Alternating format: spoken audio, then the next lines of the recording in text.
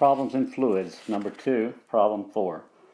In the cylindrical water pipe to the right, the inlet flow is 1.45 meters per second and the outlet flow is 5.55 meters per second. What is the ratio of the diameter of the inlet to the diameter of the outlet? One thing to consider is that whatever volume comes in on the input here must go out on the output here. So how do we calculate the volume that comes through there? Well, it's the velocity times the area, because the velocity is meters per second in this direction, times the area will give us the volume per second that comes through there, and we'll call that number 1.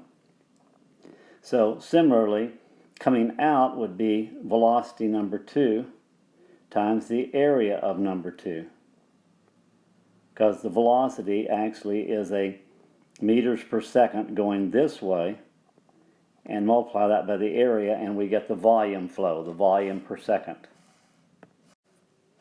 So, since what goes in must be what comes out, we have the area of 1 times the velocity at 1 must equal the area at 2 times the velocity at 2. So what is the area at 1? Well, it's pi times the radius at 1 squared. That multiplied by the velocity at 1. What is the area at 2? It's pi times r2 squared. Since this is a cylindrical pipe, that multiplied by the velocity at 2. So, solving this, I have r1 squared over r2 squared is equal to pi v2 over pi v1. The pi's cancel out.